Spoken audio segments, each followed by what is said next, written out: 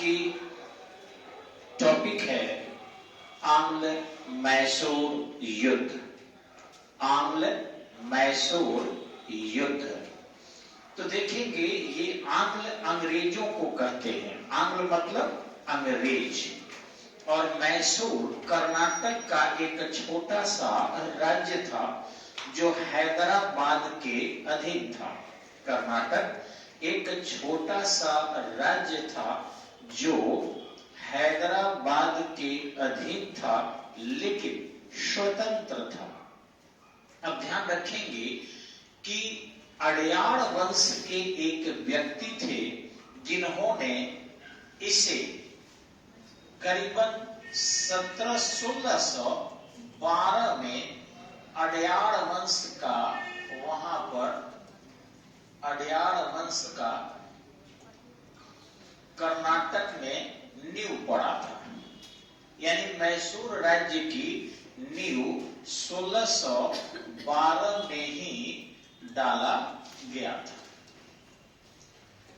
अब रहा कि ये अड़यार वंश में एक व्यक्ति हुआ जिसका नाम था कृष्ण चिक्का राव या चिक्का राव कृष्ण अड़यार। चिक्का राव कृष्ण अड़यार, ठीक है। चिक्का राव कृष्ण अड़यार, ऐसे कृष्ण चिक्का राव भी इसे कहते हैं। ध्यान रखें, लोग कहता है संगत से गुण होत है, संगत से गुण जात। बात सही है। इसका एक जो सहयोगी था, जो हाथ पैर को दावा करता था, वह इसके सामने अपने भावनाओं को प्रकट करता था। इसके दरबार में एक सेविका थी जिसके बारे में बार बार कृष्ण चिक्का राव से हाथ पैर दबाने के दौरान यह कहता था, महाराज आपको वो बहुत मानती है, आपके बिना जीवित नहीं रह सकती, और बहुत सारी चीजें। अब ऐसे करके उस महाराज के भावनाओं में भी वीरता, विकास, समर्पण, राज्य के लिए त्याग, राज्य की सुरक्षा, इस नीति को निकाल दिया और विलासिता की चीजें उसमें स्थापित कर दी। और कृष्ण चिक्का इतना अधिक विलासी हो गया ये कि बस उस महिला के बारे में ही चर्चा हमेशा करने लगा, और जो उससे चर्चा करता था वह बहुत ही अच्छा लगता था उसे।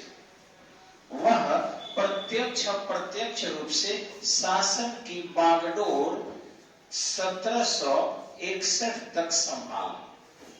जीवित तो 1764 तक था, लेकिन 1761 तक बागडोर सीधे तौर पर उसके हाथों में रही। लेकिन इसके बाद वो बागडोर संभालना बंद कर दिया और एक काम और करना शुरू किया उसने कि अपने जो खिलाफ आक्रांता थे उन आक्रांताओं को भी रोकने का प्रयास उसने बिल्कुल नहीं किया। अब जब आक्रांताओं को रोकने का प्रयास वो नहीं किया, तो ऐसी स्थिति में उनके दरबार में रहने वाला हैदर अली, जो एक साधारण से हैदर अली जो एक साधारण से घुड़सवार सैनिक से लेकर घुड़सवार सैनिक से वो आगे बढ़ा था, उसको अच्छा नहीं लगा। क्योंकि ये जो मैसूर राज्य आप देख रहे हैं, ठीक इसके आसपास में इधर मराठों का क्षेत्र बढ़ रहा था, और ये निजाम का आप देख ही रहे हैं ऑलरेडी, हैदराबाद के निजाम। तो इस एरिया में आपके मराठे थे और यहाँ पर आपका निजाम था। अब दो दो पड़ोसी हो, ये एरिया आप देख सकते हैं कि पूरी की पूरी तरह जो है आपका ये एरिया मराठों से सट रहा है और इतना एरिया निजाम से सट रहा है। इसमें मराठे जो थे वो ज्यादा एग्रेसिव थे। वे चाहते थे कि राज्य विस्तार जितना जल्द कर ले और ज्यादा कर ले। अब जितना ज्यादा कर ले और जितना जल्द कर ले, बस सीमा जब एक दूसरे से टकराने लगी, उनका राज्य बढ़ते बढ़ते कल्पना कीजिए कि ये मैसूर तक पहुंचने लगा, यानी मराठों से अनबन होने लगी। इसमें ये कृष्ण चिक्का राव चुपचाप परे रहा। जब हैदर अली ने कहा कि महाराज, मराठी सेना आपके न केवल सीमा पर आक्रमण कर रही है बल्कि सीमा के बहुत अंदर प्रवेश कर गई है, ऐसी स्थिति में कृष्ण चिक्का राव ने कहा मोहम्मद शाह रंगीला की तरह कि नादिर शाह अभी बहुत दूर है, अर्थात मराठे अभी बहुत दूर है। इस पर हैदर अली ने कहा या तो महाराज मेरा त्याग पत्र ले लीजिए अथवा हमें अधिकार दीजिए, हम मराठों से निपटेंगे। वह एक शर्त रखा कि आप तभी मराठों से निपटना जब हमें हमारी विलासिता से कोई दिक्कत न हो। हम जो जीवन जी रहे हैं अपने प्रेयसी के साथ, उसमें कोई अवरोध नहीं आना चाहिए। हैदर अली समझ गया। हैदर अली भले ही वह पढ़ा लिखा इंसान नहीं था, लेकिन एक बहुत बड़ा सैनिक था, बहुत ही अधिक बुद्धिमान था और बहुत ही उसमें कूट कूट कर राष्ट्रभक्ति भरी थी। उसके पुत्र टीपू सुल्तान में भी यही था। आज भले ही कुछ लोग धर्म के नाम पर हैदर अली और टीपू सुल्तान की शिकायत करते हैं, लेकिन ध्यान रखिएगा कि जो राष्ट्रभक्त होते हैं उनके लिए धर्म मायने नहीं रखता। किसी भी धर्म के लोग राष्ट्रभक्त हो सकते हैं, किसी भी जाति के लोग राष्ट्रभक्त हो सकते हैं। इसलिए राष्ट्र की कोई जाति नहीं होती, राष्ट्र का कोई धर्म नहीं होता, राष्ट्र की कोई लिंग नहीं होती, और इसमें रहने वाले सारे लोग उस राष्ट्र के लिए जीते हैं। राष्ट्र की सुरक्षा और संरक्षा में ही उनकी सुरक्षा और संरक्षा निहित होती है, और इसलिए इसे जातों में बांटना, इसे धर्म में बांटना और इसे लिंग के अधीन बांटना, ये इतिहासकारों की, समाजविदों की अथवा राजनेताओं की उचित कदम नहीं होती। ये तो तोड़ने की नीति है। टीपू सुल्तान में भी वीरता थी तो थी, और टीपू सुल्तान भी रक्षा के लिए अगर काम कर रहा था तो किया था। उसकी गिला और शिकवा करने वाले शायद भविष्य को भूल जाते हैं कि आने वाले समय में भी हमारे राष्ट्र में सभी जाति के लोग, सभी धर्म के लोग रक्षा और संरक्षा का कार्य करेंगे। इसलिए उसको अगर बलिदान दिया सीमाओं पर अपने और अंग्रेजों से दो दो हाथ करके लड़ा था, तो उसकी हौसला अफजाई होनी चाहिए, उसका सम्मान होना चाहिए। उसके गिला और शिकवा शिक्षा का सिद्धांत नहीं है, क्योंकि शिक्षा और शिक्षक जाति और धर्म में नहीं बढ़ते हैं। शिक्षा और शिक्षक लिंग में नहीं बढ़ते हैं, क्षेत्र में नहीं बढ़ते हैं, भाषाओं में नहीं बढ़ते हैं। ये तो छोटी छोटी बोलियों को जोड़कर भाषा बनाते हैं और भाषाओं को जोड़कर अंतरराष्ट्रीय हृदय बनाने का कार्य करते हैं। अतः इन्हें क्षेत्र विशेष के महिमा मंडन के लिए हमें किसी के गीला शिकवा पर ज्यादा चर्चा नहीं करना चाहिए। अब आते हम यहाँ पर, तो ये हैदर अली जो था, यह 1761 में एक जगह है डीडी गुल। आप लोग नाम सुने होंगे और आपके एग्जाम में बराबर ही आता है कि कौन सा ऐसा जगह था जहां पर उसने शस्त्रागार की स्थापना किया था। तो ये जगह है डीडी गुल। डीडी गुल 1761 में शस्त्रागार की स्थापना किया और यूरोपियन पद्धति से वहां गोला बारूद वगैरह बनवाना शुरू कर दिया। ध्यान रखेंगे, हैदर अली को ये पता था कि सबसे अच्छे बारूद, सबसे अच्छे गोले, सबसे अच्छे बंदूक फ्रांसीसियों के पास है। अतः वह फ्रांसीसियों से जुड़ने का ज्यादा काम किया और उनकी एक बस्ती थी फ्रांसीसियों की माँ है। इस माहे को अपने सुरक्षा में ले लिया और इस माहे से इसको सारे चीज की पूर्ति होती रही। अर्थात अरबियन घोड़े भी आते रहे, बड़े पैमाने पर उसे गोला बारूद अति आधुनिक मिलने लगा और इस तरीके से अपने सैन्य क्षमता को मजबूत किया। वह मराठों से उतना उलझना नहीं चाहता था, वह हैदराबाद के निजाम से उलझना नहीं चाहता था। पहले अपने मातृभूमि मैसूर की रक्षा चाहे जो हो, तत्पश्चात वो अंग्रेजों को भारत से बाहर करने के लिए कदम उठाना चाहता था। लेकिन वो ये भी जानता था, इतना उसके पास बुद्धि थी, भले पुस्तकीय ज्ञान नहीं था। एक और चीज है कि जितने लोग पुस्तकीय ज्ञान प्राप्त करते हैं वो एक निष्कर्ष पर पहुंचने में सफल होते हैं, लेकिन बुद्धि उनके पास कम हो जाती है।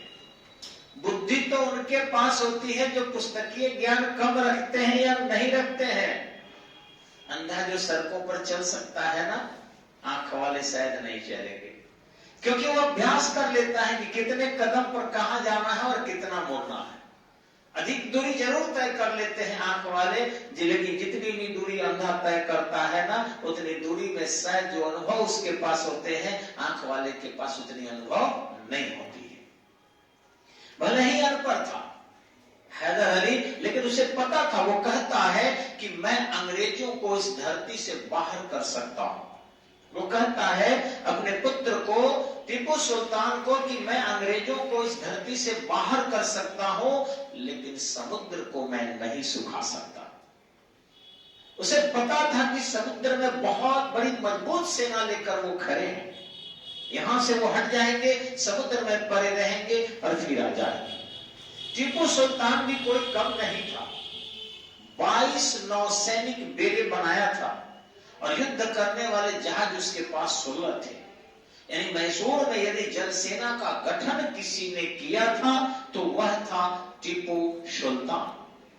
अब होता क्या है यहाँ पर कि इस तरीके से हैदर अली जो है अपने राज्य की सुरक्षा और संरक्षा के लिए काम ही कर रहा था कि ये जो अंग्रेज थे ये क्या किए, धीरे से इन निजाम से संधि कर लिए और मराठों से कर लिए और उन्होंने तय किया कि मिलकर हम हमला करेंगे। अब आप सोचिए कि यदि आपका अंग्रेज हमला करते हैं इसके खिलाफ, ठीक इसी ढंग से यदि इसके खिलाफ आपके निजाम हमला करता है, यदि इसके खिलाफ आपके मराठे हमला करते हैं, और 3-3 हमला में ये क्या कर सकता था। लेकिन ये चतुराई किया, यह मराठों को भी मिला लिया हैदर अली और निजाम को भी मिला लिया अपने तरफ से, और इस प्रकार अंग्रेजों से उलझ गया। अंग्रेजों की बस्ती यहां से आक्रमण करने की सोच रही थी, यानी कि मद्रास से।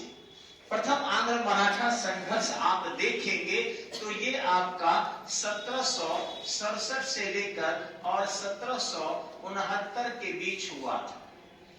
अब 1767 से 1769 के बीच जो फर्स्ट आंग्ल मैसूर संघर्ष हुआ था, इसमें जो मराठे थे उनको युद्ध से अलग कर लिया अंग्रेजों ने, और ठीक इसी ढंग से हैदराबाद के निजाम को भी अंग्रेज मना लिए। अब अकेला पड़ गया आपका हैदर अली। इसने सोचा एक काम करते हैं, यह हमला कर दिया सीधे सीधे आपके मद्रास पर, अंग्रेजों की कोठी पर पूरी की पूरी तरह कब्जा कर लिया। और अंग्रेजों की कोठी पर कब्जा करने के बाद यह इस निष्कर्ष पर पहुंचा कि अब अंग्रेजों को ऐसा समझौता कर ले जिससे भविष्य में इनसे युद्ध करने की नौबत न आए। यहाँ पर अंग्रेज पराजित होते हैं और यहाँ पर संपन्न होता है आपका मद्रास की संधि। संपन्न होता है क्या? मद्रास की संधि, और ये संधि होता है 1769 में।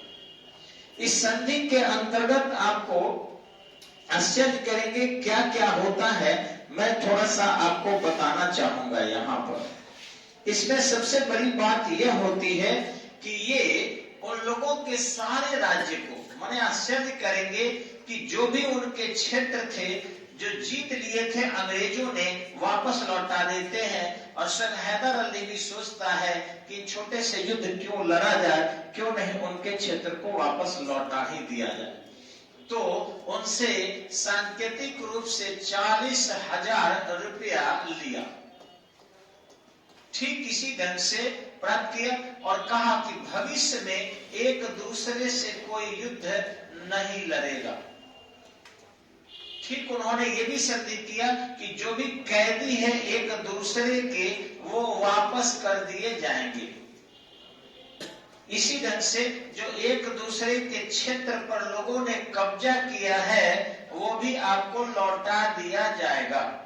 जो भी क्षेत्र पर कब्जा किया गया है लौटा दिया जाएगा और एक दूसरे विरोधियों के आसामियों को बसने नहीं दिया जाएगा।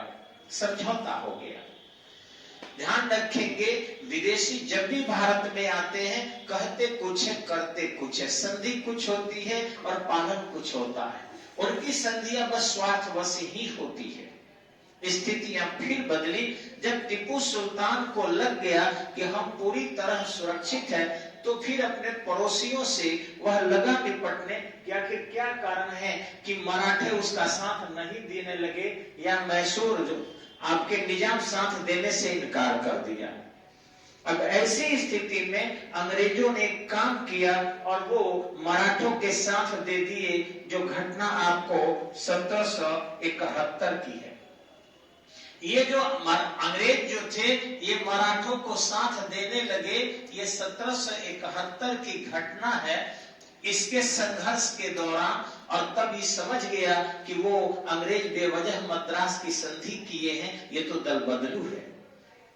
लेकिन फिर मराठों को जो है एक संकट का सामना करना पड़ा जब रघुनाथ राव और आनंदीबाई भागकर और जाकर अंग्रेजों से संधि कर लिए और प्रथम आंग्ल मराठा संघर्ष 1775 से लेकर और 1782 के बीच शुरू हुआ। अब इस संघर्ष में अंग्रेजों ने क्या किया कि ये फ्रांसीसियों की जो बस्ती थी धीरे से यहां से आकर कब्जा कर लिए। अब चूंकि माहे को जो है सुरक्षा और संरक्षा देने का काम हैदर अली किया था, हैदर अली ने स्पष्ट तौर पर उनको मना किया और नहीं माने। ये घटना है आपको कब्जा करने का 1779 का। अब ऐसी स्थिति में हैदर अली ने अंग्रेजों को चुनौती दिया, पहले अवसर दिया कि वो माहे को खाली कर दे और फिर वो माहे को खाली करने से जब इनकार किए तो उनके खिलाफ खुद पड़ा। देखते ही देखते दूसरा आंग्ल मराठा संघर्ष प्रारंभ हो गया आपको 1780 से लेकर और 1784 तक, जिसमें स्वयं हैदर अली 1782 तक लड़ा था। क्योंकि उसके बाद हैदर को कैंसर बीमारी हो गई, जिसको पहले भी कैंसर हुआ करता था। आपको सिकंदर लोदी के बारे में सुने होंगे, उसको भी कैंसर हुआ था और कैंसर से ही मरा था।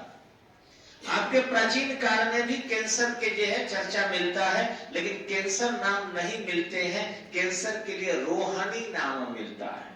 कैंसर का पुराना नाम है रोहानी। और ध्यान रखेंगे आज भी रोहिणी दिल्ली में एक जगह है जहां already Rajiv Gandhi cancer hospital बनाए गए। वहां ट्रीटमेंट होता है थोड़ा कम दर पर, लेकिन सबसे अच्छा कैंसर हॉस्पिटल आपका मुंबई के टाटा का है। ऐसे पटना में भी जो महावीर कैंसर हॉस्पिटल है बढ़िया है। हम लोग जो इधर उधर डॉक्टरों के पास घूमते हैं और पैसा बर्बाद करते हैं, यदि पटना एम्स चले जाए, सरकारी हॉस्पिटल है, तो यहाँ जितने भी लोकल डॉक्टर हैं उनसे 100 गुना ज्यादा अच्छे डॉक्टर पटना एम्स में बैठते हैं। और 100वां अंश में जहां यहाँ प्राइवेट डॉक्टरों के पास 100 रुपया खर्च होगा, आपके एम्स में 1 रुपया में हो जाएगा। आप जाके देखिए। लेकिन आलस के मारे हम नहीं जाते हैं जराहों के पास या ये साधारण डॉक्टरों के पास दिखा के रह जाते हैं। वहां जाके देखिए, बिल्कुल सस्ते दर पर बहुत कम खर्च में बेहतरीन इलाज आपके पटना में होता है।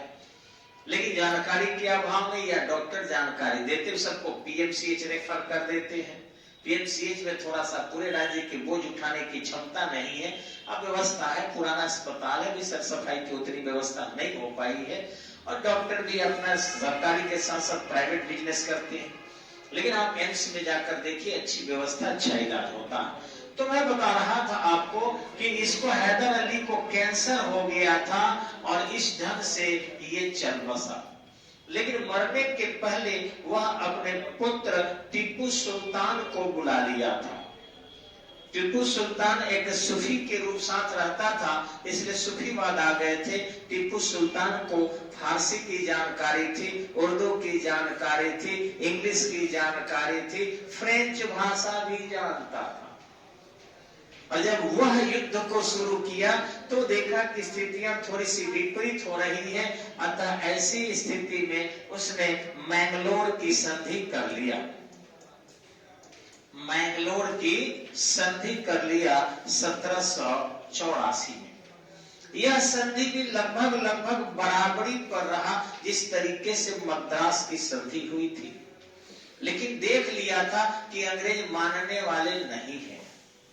अब ऐसी स्थिति में इस समय में बंगाल का गवर्नर जनरल वारेन हेस्टिंग्स था। वह बहुत ही अंग्रेजी राज्य के विस्तार के लिए काम कर रहा था। अतः समझ गया था कि यह संधि कोई अस्थाई नहीं है। अतः वह टीपू सुल्तान फ्रांसीसी जैकोबिन क्लब का मेंबर बन गया ताकि वहां से अस्त्र शस्त्र की पूर्ति हो सके और स्वतंत्रता का वृक्ष लगा दिया।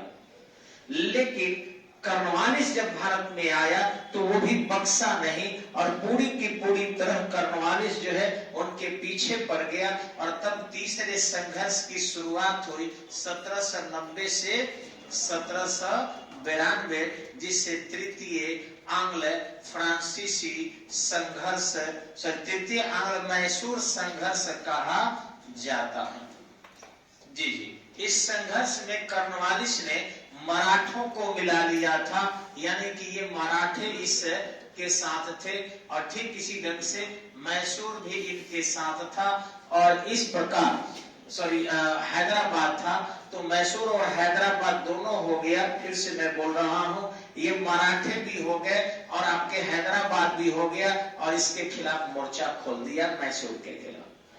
अब टीपू सुल्तान जो था इस संघर्ष में लगभग पराजित हो चुका था। लेकिन कर्नवालिस ने एक दिमाग लगाया था।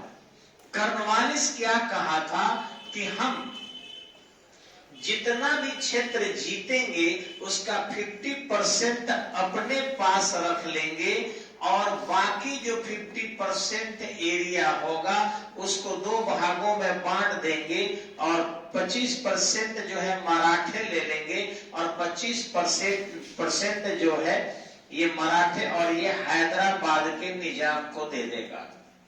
अब सोचिए कि अगर जितना ज्यादा वो अपने पास लेता उतना उसको देना पड़ता। तो चालाकी किया और कर्नवालिस किया क्या कि टीपू सुल्तान से सारा राज्य नहीं लिया बल्कि 50% ही लिया, 50% रहने दिया। अब इस 50 में जो है इसका 50% अपने पास 25 ले लिया, यानी कि अंग्रेज ले लिए और शेष जो 25% बचा उसमें 12.5 और 12.5% मराठे और निजाम को बांट दिया। और महारानी को एक पत्र लिखा, महारानी हमने दुश्मन को समाप्त कर दिया है, पराजित नहीं लिखा दुश्मन को समाप्त कर दिया है, लेकिन दोस्तों को भी मजबूत होने नहीं दिया है। इस इशारे से समझ सकते हैं कि टीपू सुल्तान पूरी तरह पराजित था, लेकिन उसे कम ले लिया ताकि कम में ही हिस्सा देना पड़े। बाद में जो शेष टीपू के पास रहेगा वो सारा के सारा हम ले लेंगे। कर्नवालिस जब चला गया उस समय में देखे होंगे आप, नेपोलियन बोनापार्ट की जो थी वो तूती बोल रही थी यूरोप में, फ्रांस का वो जो शासक था। अब ऐसी स्थिति में भारत पर वह तय किया था कि हम आक्रमण करेंगे और इस तरीके से हम टीपू सुल्तान को मदद करेंगे। टीपू क्या किया, रूस से भी संबंध एक तरह मजबूत कर लिया, दूसरे तुर्की के पास खबर भेज दिया। अब आप सोचिए कि यदि आप गांव में रह रहे हैं और गांव के रहते हुए और आप अगर कहते हैं कि मेरा एक दोस्त अमेरिका में रहता है, कोई गांव वाला यदि हमको बोल दिया तो हम उसको बुलवा कर ऐसी की तैसी करवा देंगे। अरे अमेरिका से आते आते ना आएगा, आपके घर में आग लग जाए और आपका कलकत्ता का मित्र आके बुझा देगा? नहीं, आपके पड़ोस में ही होना चाहिए, चाहे जो भी संसाधन हो, योग्य हो या अयोग्य हो। हैदर अली जब भी संघर्ष किया तो मराठे लाख विरोधी थे, हैदराबाद के निजाम लाख विरोधी थे, उन्हें अपने साथ जोड़ने का भरसक प्रयास किया था। लेकिन जो टीपू सुल्तान हुआ वह अपने पड़ोसी को जोड़ने का प्रयास नहीं किया। कई गांव में बेवकूफ प्रकार के लोग होते हैं जो देखिएगा पड़ोसी गांव से 2, 4, 5, 10 बनाकर और गांव में अपने इमेज बढ़ाने की कोशिश करते हैं। आश्चर्य होता है कि इस तरीके की नीतियां पढ़े लिखे बेवकूफ ही करते हैं। ऐसी नीति अपनाने वाले कहीं के पात्र नहीं रह जाते, क्योंकि जब गांव बनाम गांव होगा या गांवे में गांव हो जाएगा या फिर कुछ ऐसी स्थिति उत्पन्न होगी तो पड़ोसी नहीं आएगा।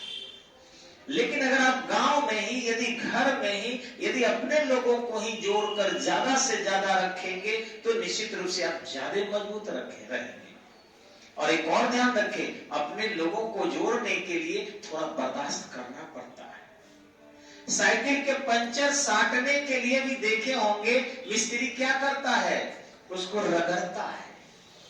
दोनों में थोड़ी सी रगड़ होती है, जिसको सुरक्षा देना है उसको ज्यादा रगड़ा जाता है और जिसको चिपकाना है उसको कम रगड़ा जाता है। और बीच में एक लस्सा लगाया जाता है सुलेशन, जिससे चिपका दिया जाता है। तो अगर आपको थोड़ा घिसना भी पड़े तो घिस जाओ, लेकिन चिपक के पहले से ज्यादा मजबूत हो जाओ, कमजोर मत बनो। जोड़ना ही काम है। शायद पता होगा कि अगर किसी बगीचे से हम फूल तोड़ते हैं तो फूल की महत्ता उतनी नहीं है, लेकिन उसी फूल में अगर हम छेद करके और एक धागा पिरो देते हैं तो वह माला का रूप धारण कर लेता है और तब चाह कर भी कोई उसे अलग नहीं कर पाता, और वो किसी के मस्तक पर नहीं बल्कि गले का श्रृंगार हो जाता है। वो मस्तक हिलाए डुलाए तब भी उनका साथ नहीं छोड़ता है और न ही अपने संबंधों को तोड़ पाता है। फूल को जोड़ना ही कला है, माला बनाना ही कला है। ध्यान रखेंगे, प्रकृति में सारी चीजें हैं जो ऊपर वाले ने दिया है या प्रकृति ने दी है।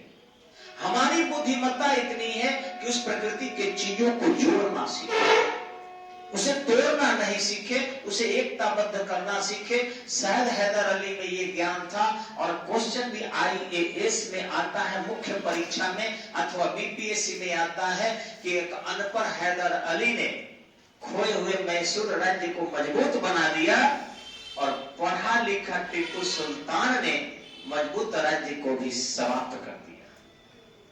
तो एक ही उत्तर होगा कि हैदर लोकल रिलेशन को मजबूत रखा और टीपू सुल्तान एक्सटर्नल रिलेशन को मजबूत करने का झूठा प्रयास किया। घर के चिराग भी होते हैं ना, तो रात्रि के अंधेरे में रोशनी देते हैं। चाहकर भी सूर्य से रात को रोशनी हम प्राप्त नहीं कर सकते हैं, भले ही वो दुनिया को अजोड़ करने वाले सूर्य क्यों ना हो। इसलिए चिराग भी चाहिए और सूर्य भी चाहिए, ज्यादा हमें घर के चिराग ही चाहिए। तो मैं बता रहा था आपको किस तरीके से इससे पत्र व्यवहार किए, इससे पत्र व्यवहार किए, इससे पत्र व्यवहार किए। अंग्रेजों को पता लग गया और उस समय में लॉर्ड वेलेस्ली जो है भारत आया, और लॉर्ड वेलेस्ली सहायक संधि के नीति को भारत में लागू किया। इसलिए लागू किया, यह आया था आपको 1798 से 1805 के बीच। वो इसलिए लागू किया क्योंकि किसी प्रकार की यदि हमें आर्थ्याभाव हो या सचमुच अगर नेपोलियन बोनापार्ट भारत पर आक्रमण करे तो देशीय राजा मिलजुल कर एकताबद्ध होकर काम करे और मेरी साथ दे और भारतीयों के बल पर एक अंग्रेजी फौज को खड़ा किया जा सके। जो आपके अगले वीडियो में सहायक संधि के समस्त चीजों को हम चर्चा करेंगे, बताएंगे कि सहायक संधि होता क्या है। अब रही बात आपको कि एक इसका भाई था लॉर्ड वेलेजली का, उसका नाम था आर्थर वेलेजली। ये भाई था, अपना भाई था जी, और ये था लॉर्ड वेलेजली।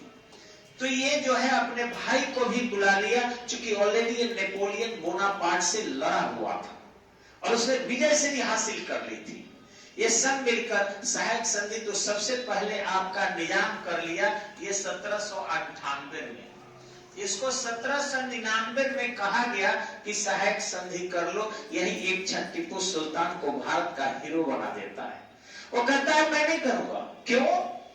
तो जवाब देता है कि 100 दिन तक सियार की तरह जीने से अच्छा है। सैल्यूट है टीपू सुल्तान को। वो कहता है मर्दों की भाषा से हिम्मत मिलती है। वो कहता है 100 दिन सियार की तरह जीने से अच्छा है एक दिन शेर की तरह मरना। और बिल्कुल यह करता क्या है कि यहाँ पर जो आपने देखा होगा कि 1790 से 1792 के बीच संधि होती है, आपके रंगपट्टनम की संधि है। इसको रंगपट्टनम की संधि कहते हैं। और ये संधि करके आपको कर्नवालिस को आधा राज्य देता है। इसी रंगपट्टनम के दुर्ग पर, इसी रंगपट्टनम के दुर्ग पर